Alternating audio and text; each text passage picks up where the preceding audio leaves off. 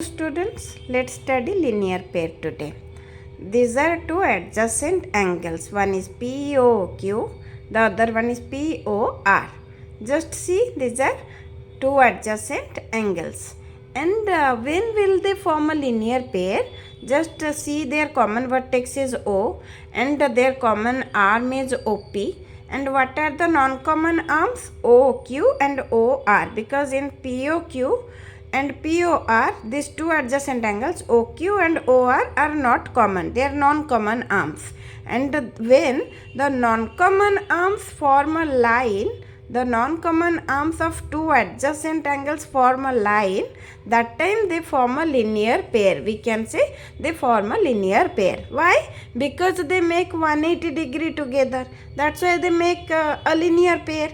But one interesting thing to notice that the angles that form a linear pair are adjacent, but all adjacent angles are not able to form a linear pair. Why? Because these are adjacent, linear pair and adjacent.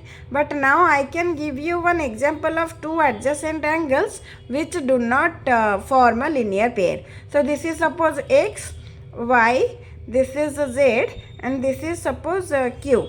So XYZ and QYZ, they are linear, they are adjacent angles, but they do not form a linear pair. Why? Because their non-common arms do not make a line. You see, YQ and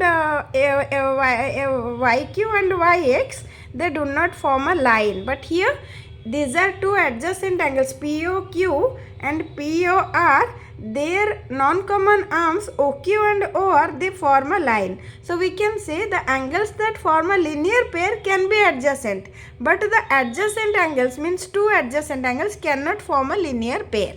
That's it.